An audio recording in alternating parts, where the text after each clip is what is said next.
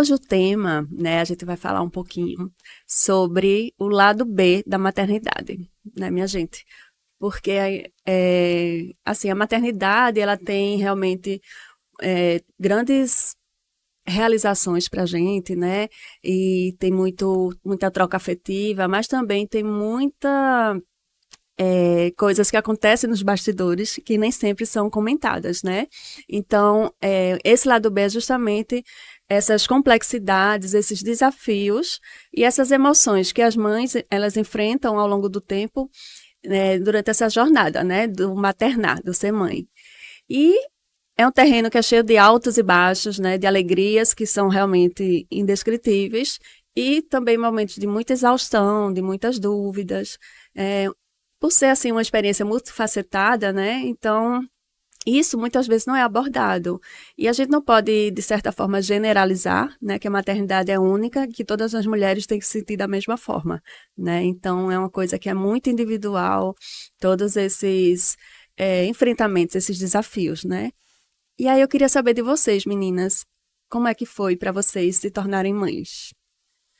Olha, eu acho, Déia, que foi o maior desafio da minha vida.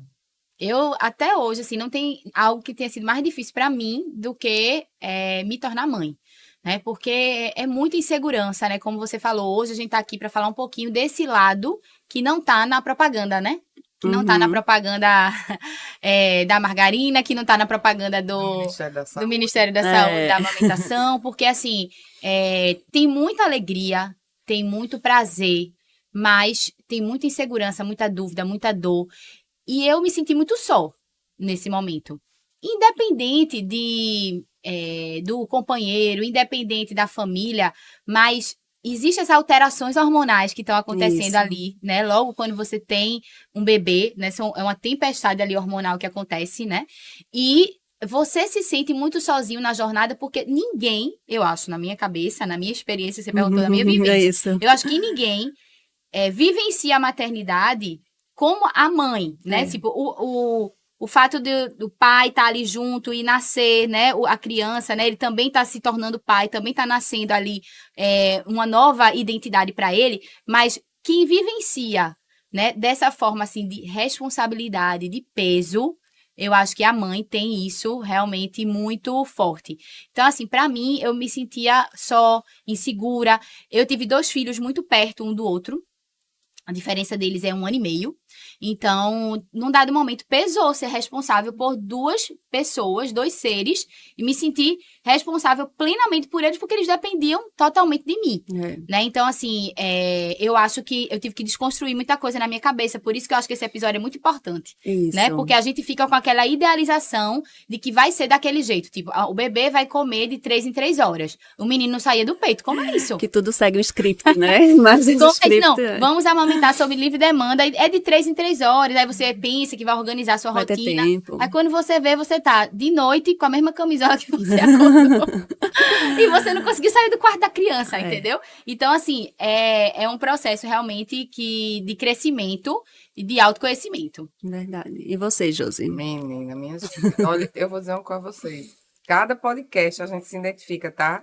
Então aqui é uma mistura de podcast, MMA, que é meu momento atual, né? A gente falar sobre a minha experiência para ser mãe. Já começou difícil no gestar, porque eu não pude engravidar e eu tive que fazer uma fertilização. E isso, querendo ou não, ele mexe com a cabeça de muitas mulheres. Muito. E mulheres que estão aí, inclusive, nesse momento de busca. E eu penso que nos últimos tempos isso tem sido muito mais recorrente do que, por exemplo, foi há 10 anos atrás, porque as mulheres hoje elas estão adiando mais, né? Isso. Esse processo do gestar por escolhas inúmeras. E, inclusive, o foco na profissão, né? Isso. E aí, para mim, foi difícil o processo. O gestar em si, o momento foi vivenciado de uma forma muito temerosa no início, né? Até por tudo que você passou para Isso, a conseguir, perda, né? a perda e etc. Mas eu consegui trabalhar isso depois. Mas a beleza que eu trago aqui para vocês, que eu escutei de uma grande amiga minha no pós-parto, foi assim: conta, amiga, para mim, que eu sei que você fala tudo. Então me conta da tua opinião, como é É aquele negócio que quando o bebê sai e vê um amor incondicional, que você fica sublime. Aí eu digo, não, não é nada disso. É difícil, é muito difícil. Por quê? Porque a gente tá, se for um parto cesáreo, por exemplo, você tá ali destruída, né? Você, fisiologicamente, tem uma descarga hormonal muito grande, isso mexe muito com a gente, mas tem um medo terrível de quem está ali do lado, o que é que eu vou fazer agora?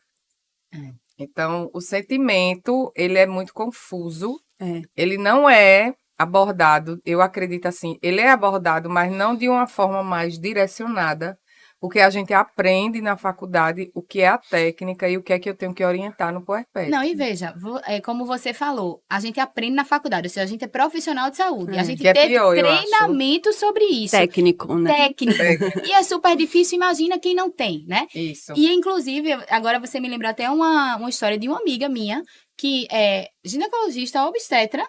Quer dizer, veja, qual é o maior treinamento que é esse, né? É. E teve grande dificuldade da amamentação do primeiro filho, né? Teve que fazer translactação e tal. Então, assim, a bebezinha chegou a ficar desidratada um tempo. Então, você vê como é difícil e como isso vai gerando cobrança, né? Como isso vai gerando um sentimento de culpa. Isso. E aquilo ali vai, ó, minando ali o seu sentimento, a sua autoestima, né? Porque você vai gerando tudo como se fosse, é seu, é sua responsabilidade, a culpa é minha, não tá funcionando. Começa a não se de sentir mim, capaz, né? Eu não sou capaz de ser mãe, né? Uma Isso. boa mãe. E olha que a Dani tocou aqui na amamentação da outro podcast, inclusive, porque é um mundo que está totalmente diferente daquelas campanhas, pelo amor de Deus, do Ministério da Saúde.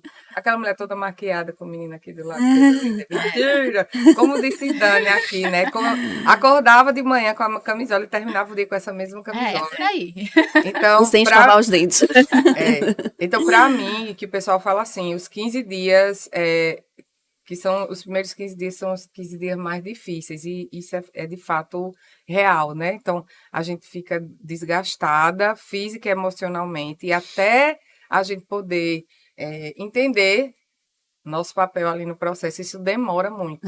Então, para mim, demorou, foi difícil, foi doloroso, não foi lindo, né? Mas, como eu tive bons apoios, isso me ajudou também. E, além disso, também existe um estigma, né, em torno dessas dificuldades emocionais que as mães enfrentam. Então, assim, a depressão pós-parto, esse sentimento de solidão, de culpa, que a gente pontuou aqui, né, a ansiedade também, elas geralmente, elas não são ocultadas, são escondidas, né, justamente por essa pressão social que a mulher passa, né? Todo mundo já nasceu sabendo o que é ser mãe, né? No íntimo, todo mundo sabe como é que vai ser, consegue desenrolar, e não é bem assim, né? Então, tem toda essa pressão para a mãe perfeita. E, assim, acho que o essencial e o objetivo aqui da gente trazer esse assunto à tona é justamente quebrar esse estigma, né? E criar um espaço também para que as mães, elas precisam sentir isso, né? Expressar as suas lutas emocionais, né? Buscando ajuda e sem se sentirem julgadas, sem se sentirem incapazes de ser mãe, né? Então, eu acho que é muito importante que os profissionais de saúde, os familiares, inclusive, né, tenham essa visão de abrir esse espaço para essa mãe, porque às vezes o sofrimento e a alegria também são muito grandes. É um dualismo, né, de sentimentos que a gente passa. Dani, Andréa, a gente fala muito sobre a rede de apoio, né? Isso. Então, inclusive, tem muitos estudos. O pessoal que faz mestrado, doutorado lá na UFPE, que fala muito sobre a falta ou como essa rede de apoio atua. Isso. Então, do jeito que um familiar, uma mãe, uma avó, enfim, ela pode auxiliar, ela também pode destruir. Atrapalhar, né? E atrapalhar o processo. Exato. Porque talvez, né, nem julgando a atitude da avó ou dos familiares, mas foi como eles entenderam com a melhor das boas intenções, né? Eles podem realmente estar... E se a gente for analisar, a gente sempre vai cair na mesma questão do cultural, no sentido de que a gente, desde a infância, aprendeu a brincar de boneca e cuidar. É algo intrínseco. E o menino não. Então, isso é outra coisa que a gente vem conversando aqui, né? Como inseriu? Elas podem, fala, gente, de situações das mulheres, mas não é buscando como é que esse homem também pode inserir, como é que essa parceria pode se inserir no processo, se a gente vem culturalmente em uma sociedade onde é delegado e dito que é a gente que tem que tomar conta daquilo. Isso, exatamente. Então, assim, eu acho que essas falas de vocês têm muita informação importante que eu gosto de dar essa sintetizada. Então, primeiramente, da gente entender que é um período de transição emocional, de transição do corpo, né, de mudança de identidade. Então, existem períodos na vida da mulher que marcam a construção da identidade, tá? E um desses é a maternidade. Certo? Então, a gente entendendo isso, a gente vai saber que é um processo com altos e baixos. É um processo doloroso, porque toda construção, transformação, mudança, ela dói. Então, vai doer em algum momento, né? Então, a gente tem que entender isso para saber que nem tudo isso vai ser depressão pós-parto, né? Então, para a mulher entender que ela pode dizer que hoje eu tô cansada, hoje eu tô exausta, hoje eu não quero, eu queria que alguém ficasse segurando essa criança. Porque a gente não se permite isso. A gente não se permite dizer assim, não, hoje eu queria. O que é que você quer? Não, eu queria hoje deitar ali e dormir, sem ter que me preocupar em me acordar. Eu queria fazer a unha. Eu queria me cuidar. Como? Você é mãe. Mãe, parece que a mãe... parece não, a mãe é vista como aquela pessoa que fica ali no pedestal e que não tem vontade própria. É cobrada para estar 100% disponível, 100% do tempo. E aí, quando você, na sua mente, tem outras demandas, aí isso gera um processo de culpa. A culpa, exatamente. E aí, aquilo vai levando, às vezes, a uma tristeza, uma frustração, e aí vai confundir com a depressão pós-parto. Então, assim, pra gente deixar claro, né, que a depressão pós-parto é um diagnóstico médico, né, é, na verdade, um subtipo do transtorno depressivo maior. Então, na verdade, é um quadro de depressão que vai se manifestar ali até as 4 primeiras semanas de nascimento da criança. Agora, só um adendo aí do que Dani está dizendo, gente. A síndrome do baby blue é fisiologicamente esperado nesses 15 dias que a gente fala que ele é muito... Como é que a gente fala? Muito temeroso. Baby blues ocorre em 80% das mulheres no pós-parto, saindo do alojamento conjunto para casa. Que, na verdade, não é a depressão, como Dani disse, que as pessoas já colocam como diagnóstico, sem saber, sem passar por um especialista, para poder entender o processo. Mas a mãe fica triste. A mãe, as oscilações interessantes que ocorrem geralmente no finzinho da tarde, que é a mãe que está com o bebê ali, né, a hora da bruxa. Aí ela chora também. E eu já ouvi um relato muito triste, minha gente, que foi o seguinte, que eu me lembrei agora. Ela estava no baby blue e que a tristeza puerperal, que é esperado, ela estava no sofá com o bebê e ela disse que deu uma angústia dentro dela. De repente, o bebê não estava chorando, não estava incomodando, e ela começou a chorar. E o marido chegou e fez, deixe de sair, deixe de frescura e se oriente que você tem que estar bem, você tem a obrigação de estar bem para cuidar do bebê. Aí ela veio me contar. Aí eu disse, veja bem, filha, é porque dá logo uma revolta, a vontade que eu tenho, deixa eu conversar com seu marido. Chama ele aqui. Chama ele aqui, mas na verdade, eu nem julgo tanto, porque ele também não entende esse processo. Isso. E é por isso que eu acho que a gente precisa desses espaços para falar. Porque senão fica, veja, a pessoa vai ter que ir um especialista. Quem é o especialista em saúde mental? É o psiquiatra. Quantos psiquiatras tem na rede? Então já começa a dificuldade. Então, gente, a gente precisa falar sobre isso. Olha, é normal esse baby blues. É normalizar, é normal, né? você é se esperado, sentir... né? É esperado. É normal esperado. No sentido de Isso. comum, frequente. E como a gente pode orientar também para você se entender no processo... Talvez, e trazer estratégias, né? Talvez a visão desse marido fosse que com isso ele estava focalizado, né? Então, assim, saber hoje eu como falar assim, também, né? Como assim, falar, não. que a pessoa já está sensível, né? E aí você, com a melhor da boa intenção, você pode piorar a situação. Isso. Né? Ou às vezes até, por exemplo, nesse caso, o Josi falou que ele, se você tem a obrigação, mas às vezes até a pessoa até pode ir com uma linguagem, vamos dizer assim, de fortalecimento. Olha, você pode, você consegue, você é forte. A pessoa não está se sentindo assim, não é? Então, assim, a gente tem que se permitir sentir esses processos, saber que vai passar, né? E aí entender que nem tudo isso vai ser a depressão. A depressão é um quadro grave, que envolve vários outros sentimentos de inutilidade em outras esferas da vida, que não é só relacionado ali à questão da maternidade. Então, assim, é normal, gente, é normal a mulher se sentir cansada nesse período, se sentir exausta, esgotada, chorar, Isso. né? Às vezes tá insatisfeita. Isso não quer dizer que você não é uma boa mãe. Isso não quer dizer que você não ama seu filho, né? Então, assim, eu acho engraçado, né? Me complemente aí, que você vive mais nesse universo materno-infantil, né? Que é pediatra. Mas, assim, eu acho engraçado que eu lembro muito quando eu tava grávida, que todo mundo só perguntava do parto.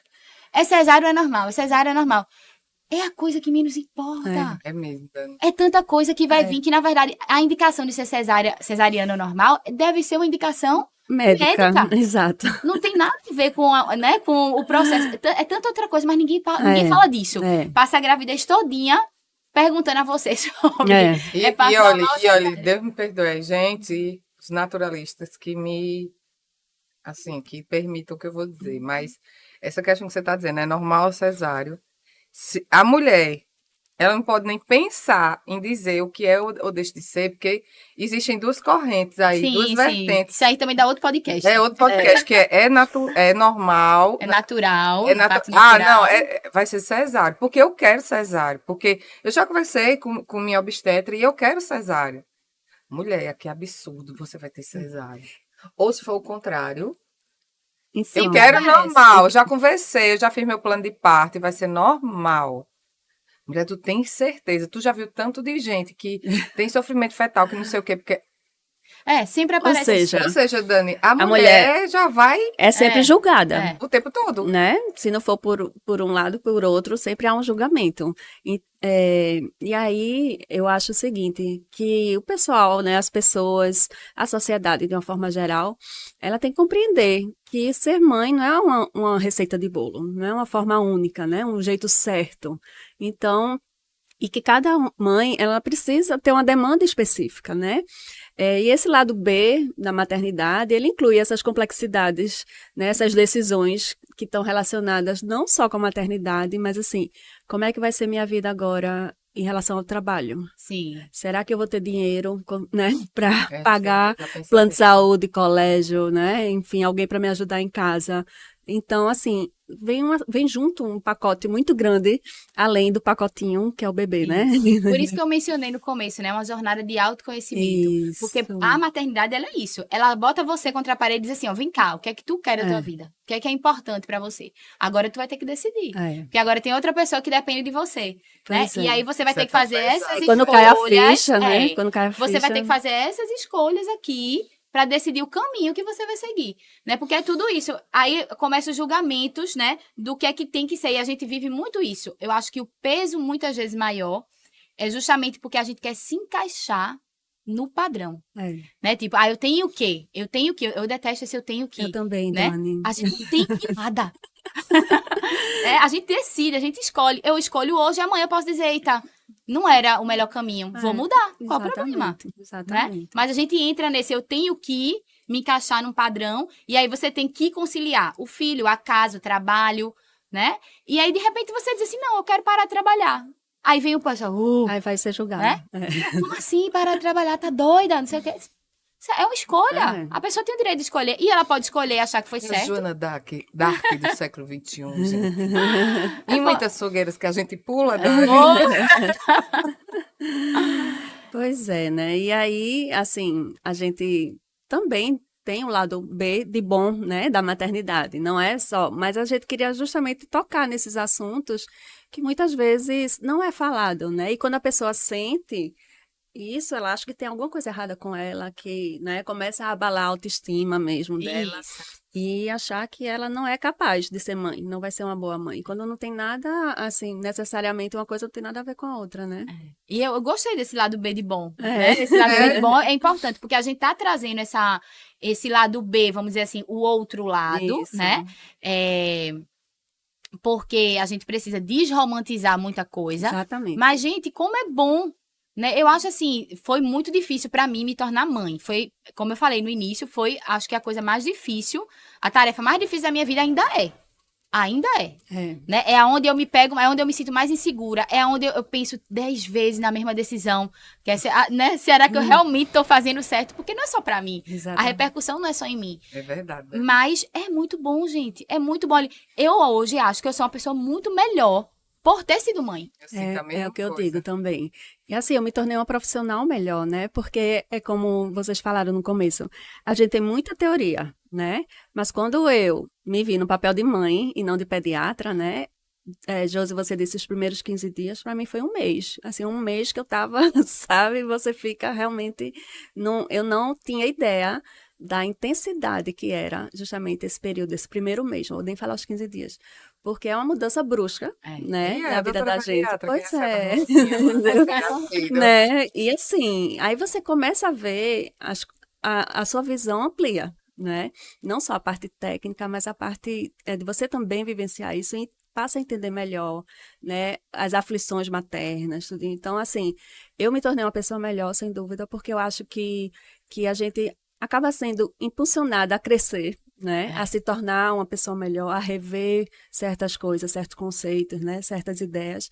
E acabei também refletindo isso do lado profissional por ter também a minha parte como mãe, não como profissional. Isso, Né? você vivenciar na prática daquilo que você ia agora falar para as mães, agora você sente, você sabe, você passou na pele, né? Isso. Eu acho muito bom, acho que a gente pode até concluir o episódio nessa ideia compartilhando pra gente dicas práticas, como o Josi gosta de dizer, a gente identifica o problema onde elas podem, e a gente traz estratégias para solucioná-los, né?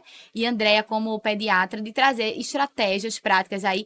Eu acho até mais do que para as mães, mas eu diria para nós, como profissionais de saúde, como acolher, né? Eita. Como a gente recebe, porque desde a faculdade, desde a formação, né? A pediatria logo, o que é que o pessoal diz? Não quero pediatria não, porque eu não aguento a mãe da criança. É ou não é? O telefone não vai parar de tocar, não vai ter sossego. Ninguém diz assim, eu não gosto de criança, não. Diz assim, ó, Deus me livre aguentar a mãe de menino, né? Às vezes é a mãe, o pai, o Agora, avô. só retomando rapidamente o que a Andrea está trazendo aí, é que como a gente muda, né?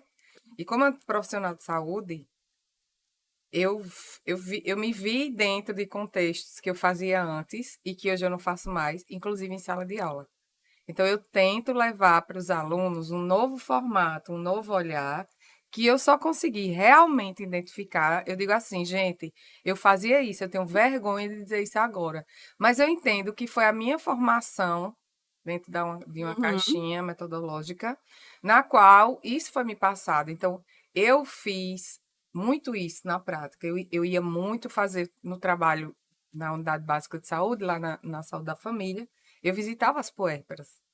E na visita às puérperas, eu fiz isso várias vezes. Estou falando aqui, gente, porque é real. Eu fiz isso erradamente, Dani. Que era, mulher deste coisa. Ó, o menino aí querendo mamar com os peitos cheios de leite. E a mulher chorando e dizendo que não conseguia. Gente, é muito... É assim. Isso. Porque eu aprendi dentro da universidade que tinha que amamentar, que tinha que fazer isso, sabe? E assim, depois de um tempo, claro, eu verificar que aquilo ali não era tão simples. Exato. Nada como a gente vivenciar, né? Então eu consegui, assim, com o tempo, eu sempre tentei fazer muito essa questão de troca do acolhimento, etc e tal, mas para a gente que é profissional de saúde, que está lá à frente dessas situações, a gente tem que poder repensar isso. E o que a gente traz muito aqui, né, Dani, que é o que é a gente, mulheres, pelo amor de Deus, em vez da gente se unir, a gente fica uma cobrando Se ou julgarem, julgando a outra. Então, não é só a sociedade que julga, a gente mesmo está ali nesse próprio julgamento.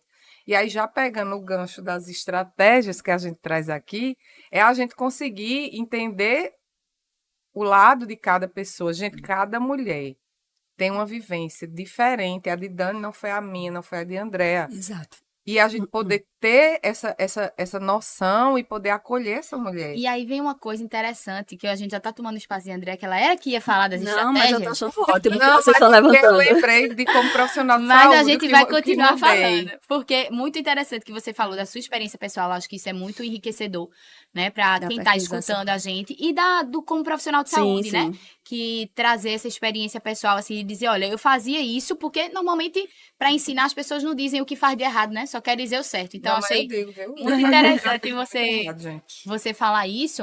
É. E aí me trouxe à memória a questão de que a linguagem importa, gente. Então, assim, como eu disse, eu sou fã dessa questão de comunicação. Eu fiz meu mestrado na linha de comunicação humana, porque faz diferença. A maneira como você comunica, a maneira como você conversa com alguém vai fazer diferença. Muito. E ainda tem um detalhe. As pessoas que estão recebendo, né? Elas determinam a mensagem, como é que ela foi passada. Não é só o que você diz, é quem recebe. Como ela... Então, o primeiro ponto é você saber com quem que eu tô falando.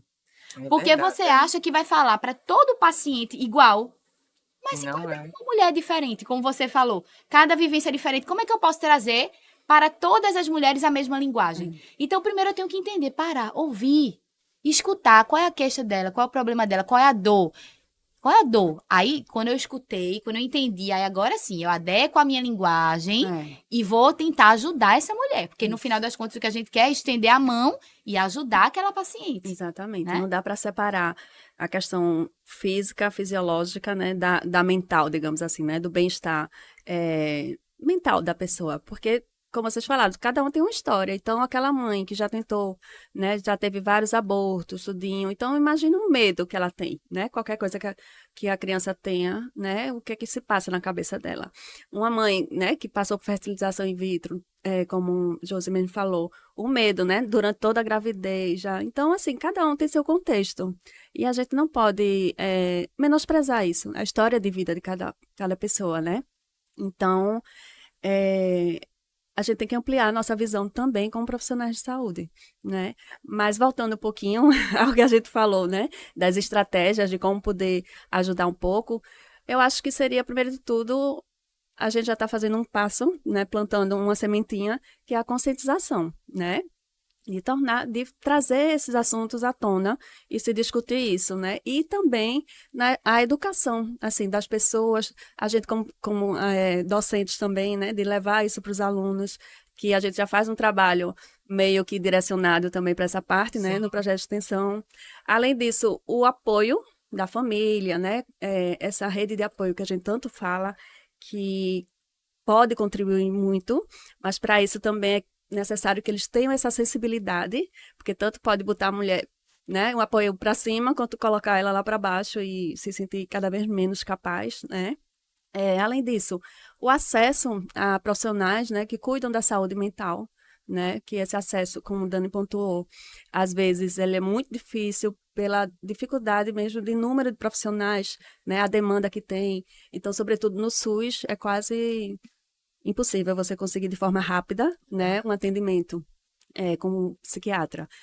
Além disso, a questão profissional, né? A gente sabe que o retorno ao trabalho, depois que a gente é mãe, é muito doloroso, né? É muito difícil. E aí também algumas mulheres até optam por não trabalhar mais e ficar um tempo mais em casa. E não julgar essas que optam por isso, né? Na verdade, esse apoio e o apoio também quando volta ao trabalho, de ter essa flexibilidade, né, dos superiores, né, dos patrões, enfim, entenderem um pouco que essa é uma fase enorme de adaptação da vida, muda tudo, né, o que a gente estava acostumado, acordar meia hora antes de ir para o trabalho, você tem que acordar muito mais cedo. Inclusive, essa licença maternidade de 120 dias, né? Não existe, né, Não minha gente? não é o existe. suficiente. Não, é baseado em quê, né? Porque a amamentação, 5 dias. são 6 meses Isso. exclusivos, Então, né? assim, se a gente for dizer que a gente determina, né, as políticas públicas baseadas em alguns dados, baseado em quê? 120 dias, Pois gente. é. 120 dias não é nem o período recomendado mínimo da Do amamentação, que são aleitamento 6 meses. exclusivo, exatamente. E a verdade que a gente encontra, e que eu passei também, é que não fica o aleitamento exclusivo quando você... Nem toda mulher consegue desmamar o suficiente, né, para voltar depois e continuar exclusivo só oferecendo leite materno. Sim. Então, aí começa a fórmula. E da introdução da fórmula para um desmame total precoce é um pulo, né? Então, realmente, tem que haver essa consciência, né, da gente, de repente... alguns vínculos já dão 6 meses de licença, mas a CLT não, né? E Isso. quando é autônomo, então... Enfim, mas assim, ter essa flexibilidade no trabalho, esse apoio, né? Quando o filho adoece, é um estresse também, né? Enfim, ter um olhar mais acolhedor, né? Para desse profissional que está passando por isso. Além, como a gente falou, do compartilhamento de responsabilidades. O filho não é só da mãe, né? Então...